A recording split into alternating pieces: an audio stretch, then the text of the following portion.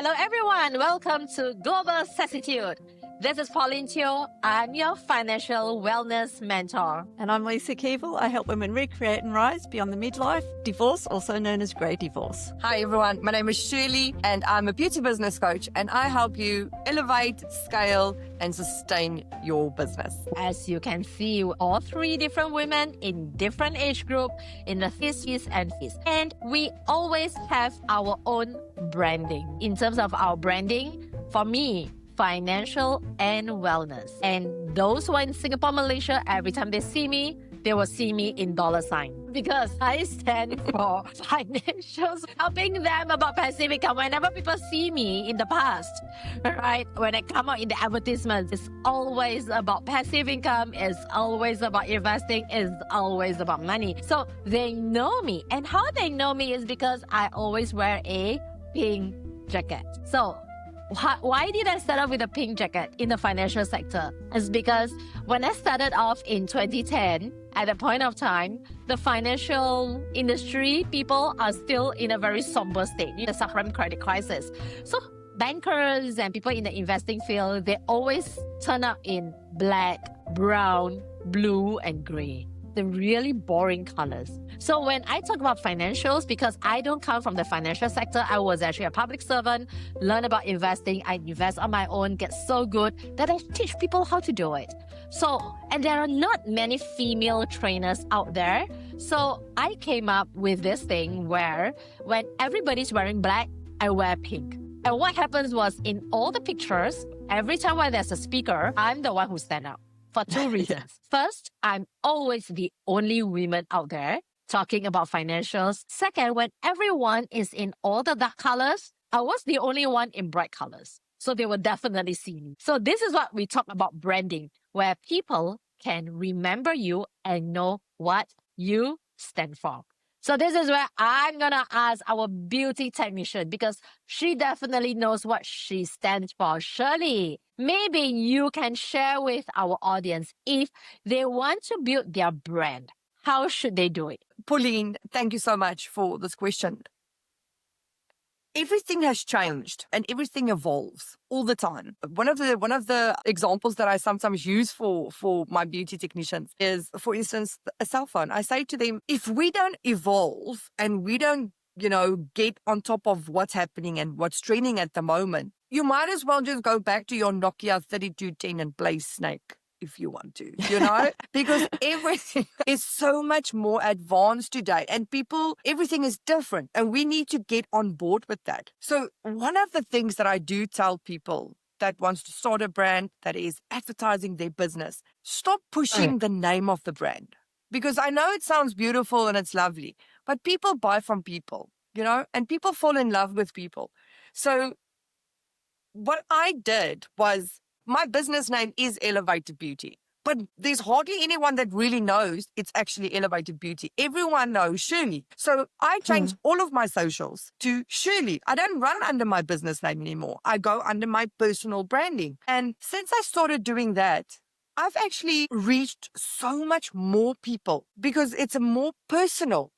People don't work with my company. People feel like they're working with me. So we built that trust with them. We built that relationship with them. And then I will then move on, and the people that actually works for my company will then work with them and deal with them.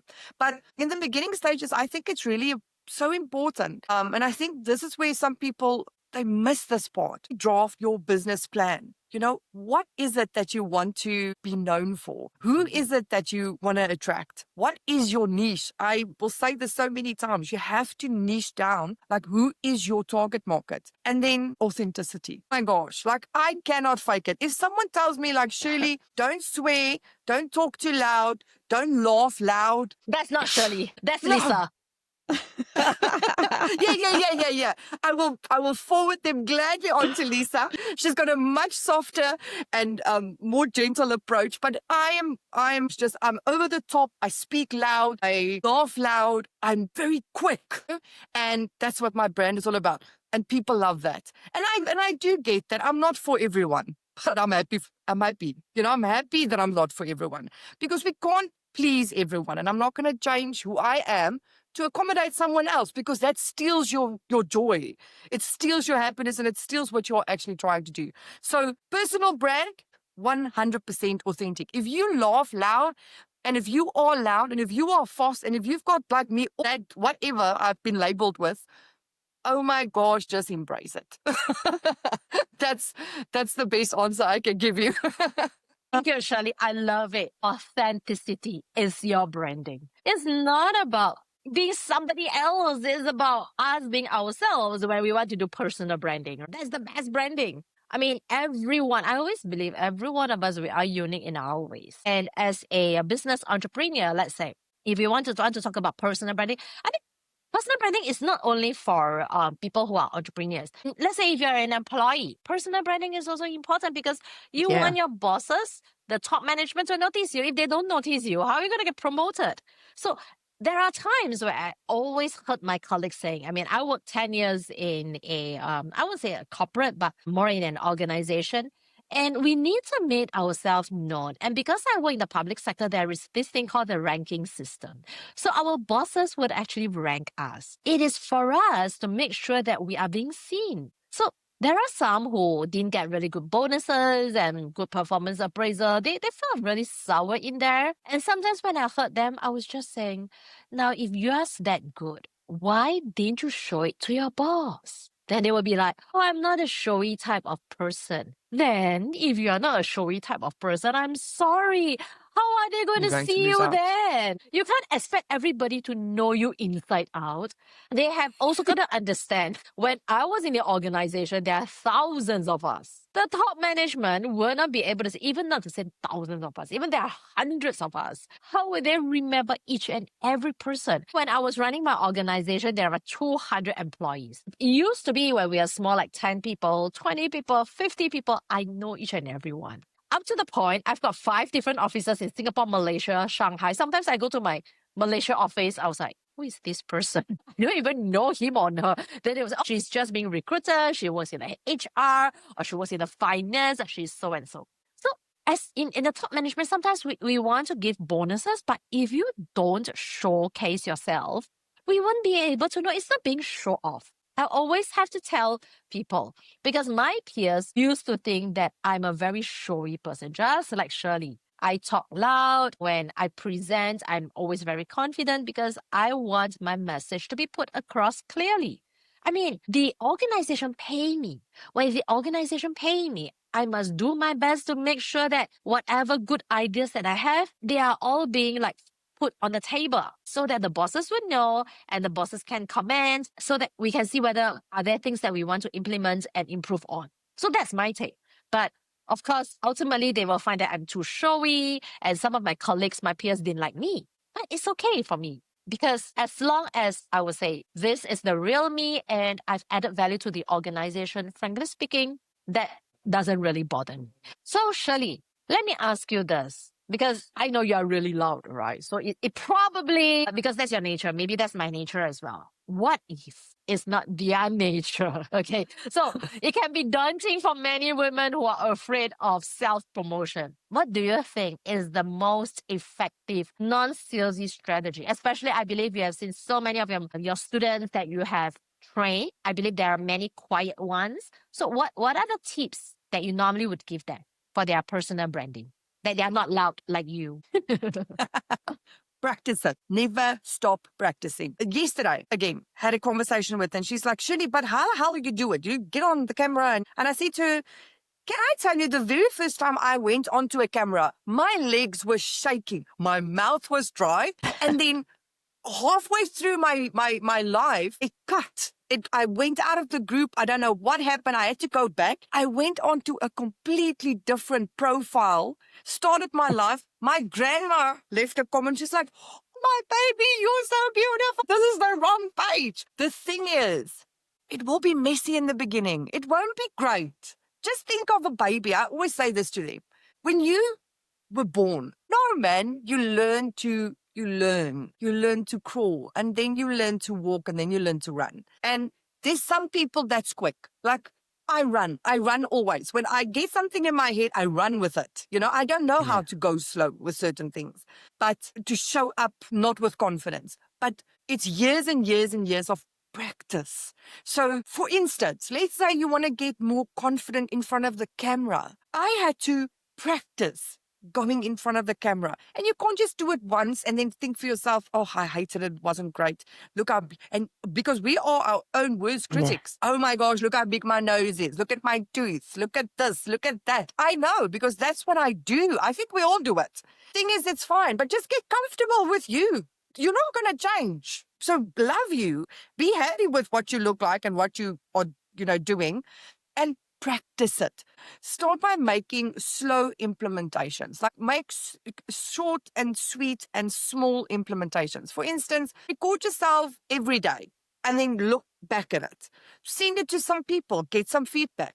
But be careful who you send it to, because people will say, oh my gosh, no, you can't send this. Why? Because they want to keep you safe. Send it to coaches. Reach out. Get someone to help you. Work with an accountability partner. But practice. That's the best advice I can give someone. Really? Practice, practice, and practice. So what are the 3 tips that Shirley is giving? Practice, practice, and practice. It is true.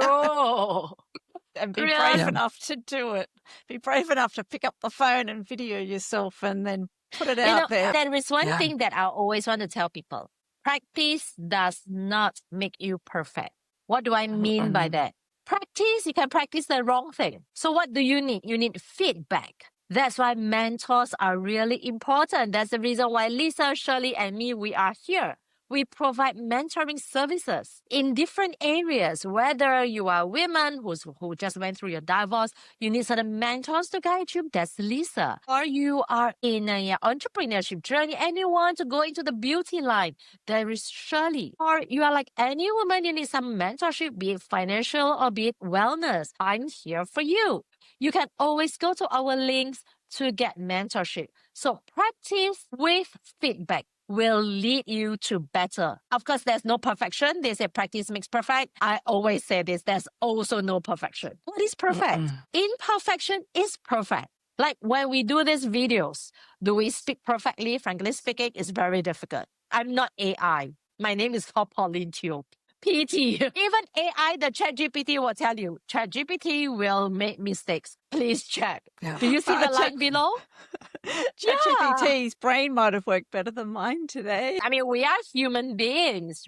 And be graceful to yourself. So this is where, when it comes to branding, we also want to showcase to people about authenticity. So Lisa, maybe you can help our listeners. So for our listeners ready to amplify their presence, what is one concrete step, or one concrete action that they can take this week to boost their brand's visibility, and how can they work with you to develop a powerful branding strategy? To boost your branding, it's to video yourself and get it out there on your socials, and then try doing lives. Once you've got it, start doing lives. From a personal perspective of my clients, when you go through a divorce, you do need a whole new identity. And it's like you do reasons that you really don't understand, but everything changes. So go and create your new brand. If when you were younger, you really liked to wear a style of clothes and you let it go while you were married, go back and find your brand and recreate yourself.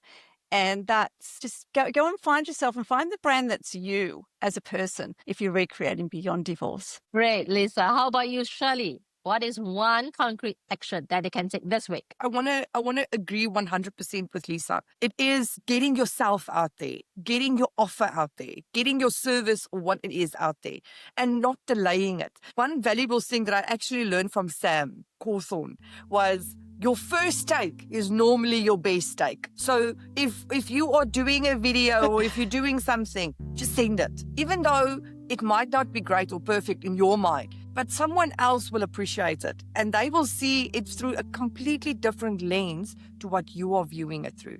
So just get it out there. This is so important because it's something that you actually said this earlier on. If you don't know about the person, or if there's some people, I said it to a technician yesterday.